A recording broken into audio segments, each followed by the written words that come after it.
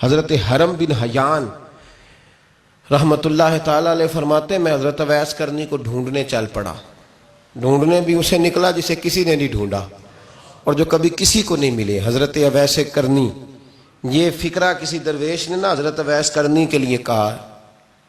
یہ فکرہ پورا فیٹونی پہ آتا ہے. اسی کسی دے کچھ نہیں جے لگ دے تے نہ کوئی ساڈا دردی، کوئی جرانہ نہیں، کوئی دوستانہ نہیں. حضرت اویس کرنی کا مزار بھی کنفرم نہیں کہ کدھر ہے. بس اسی کسی دے کچھ نہیں لگ دے. کیا ضرورت ہے؟ بس ٹھیک ہے، اپنا جو ہے انداز سارے زمانے سے علیحدہ کر کے رکھا انہوں نے، علیحدہ، الگ تھلگ. تو حضرت خواجہ اویس کرنی کو ڈھونڈتے ڈھونڈتے کہتے ہیں میں گیا، کرن گیا. حضرت حرم بھی نہیں، یہ داتا صاحب نے اس کو لکھا ہے. فرماتے ہیں میں گیا تو مجھے لوگوں نے کہا وہ تو حج کرنے چلے گئے. کہتے ہیں جب میں مکے گیا تو میں نے لوگوں سے پوچھا اویس کرنی آئے تھے؟ کہنے لگے ہم تو نہیں جانتے.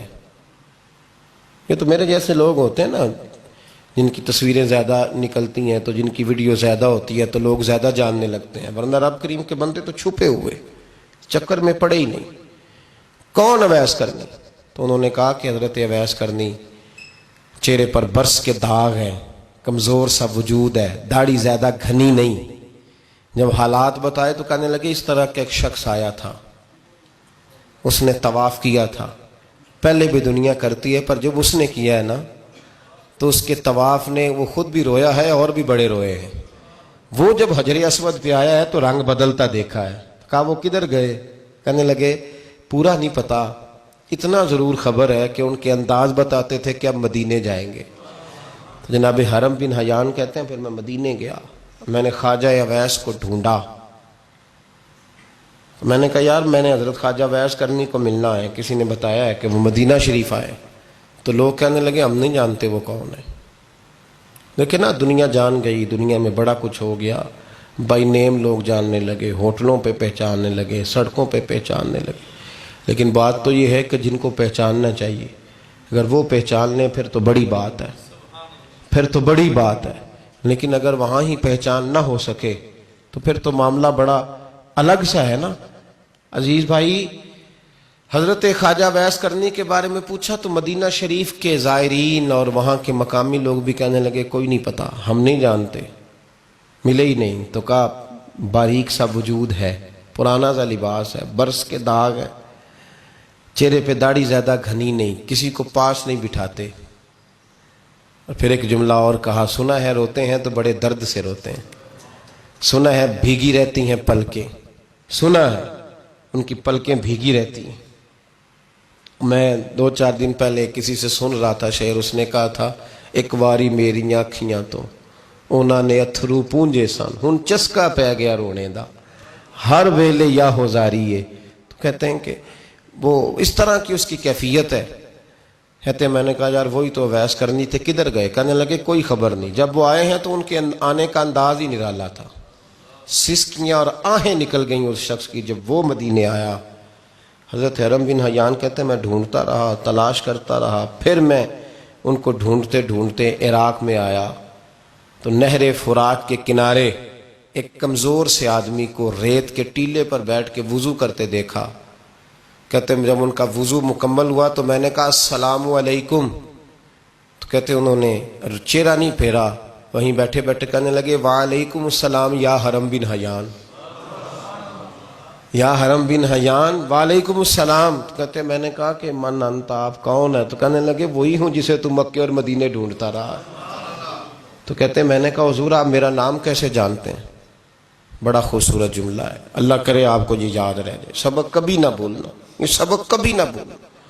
بابا صاحب کے مزار پہ گئے تو خالی آ گئے، داتا صاحب گئے تو خالی، ایسے ہی چلے گئے. ہم فارغ لوگ تھے، کوئی کام نہیں تھا کہ بابا فرید کی گلیوں میں گھومتے رہے. ہم فارغ تھے کہ 2 بجے حضرت سلطان باہو رحمت اللہ علیہ کی جالیوں کے سامنے کھڑے رہے.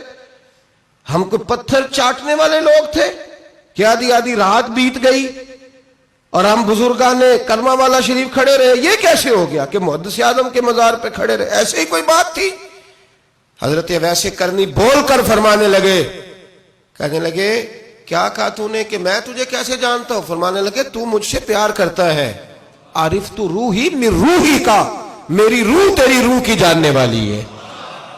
یہ روحوں کا رشتہ ہے، یہ خطا نہیں جایا کرتا. عرفت روحی من روحی کا، میری روح تیری روح کو جانتی ہے. یہ کیسے ہو گیا؟ کوئی ایسے لوگ تھے تو اتنی جگہ مجھے تلاش کر آیا اور میں تجھے جانوں نہ؟ یہ کیسے ہو سکتا ہے؟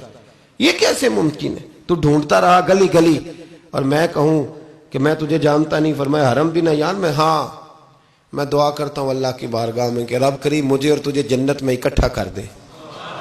کہتے ہیں جب انہوں نے یہ دعا کی تو وہ چل پڑے. میں نے کہا حضور کہاں جا رہے ہو؟ فرمانے لگے میرا پیچھا نہ کرنا، میں کسی اور منزل کا مسافر ہوں، اور جس رستے میں چل رہا ہوں نا ان منزلوں پہ ساتھ نہیں کسی کو لیا جاتا. یہ میری اپنی ذاتی منزل ہے، اس میں پاؤں پہ چھالے ذرا سخت ہوتے ہیں. ہر آدمی کا کام نہیں یہاں چلنا، تو مجھے تنہا رہنے دے اور مجھے اپنی مرضی سے چلنے دے.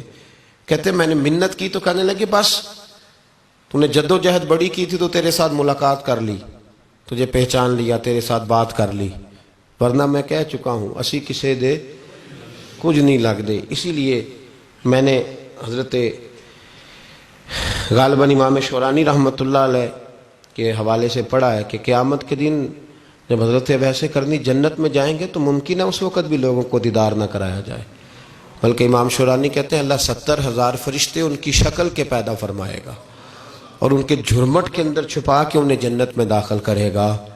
ملاقات کس سے ہوگی؟ صرف انہی سے ہوگی جن کے لیے انہوں نے زندگی گزار دی. یا خدا سے ملیں گے یا مصطفیٰ کریم سے ملیں گے. یہ بھی لوگ تو محبت کریں. صالحین کا پیار، نیک لوگوں کی محبت، صالحین کی محبت رستہ آسان کرتی. کوئی شک نہیں کہ زمانے میں سارے لوگ اچھے نہیں ہوتے، برے لوگ بھی آئے ہیں مارکیٹ میں، ہوتے ہیں، لیکن 2 4 5 10 بروں کو لے کر کے اچھوں کی محبت چھوڑ دیں گے، نیک لوگوں کا ذکر چھوڑ دیں گے، ان کا پیار چھوڑ دیں گے، ان کا تذکرہ پڑھنا چھوڑ دیں گے، ان کے پاس بیٹھنا چھوڑ دیں گے. گزشتہ دور میں جو بادشاہ بھی نیک ہوئے نا وہ بھی صالحین کی محبت کی وجہ سے نیک ہوئے.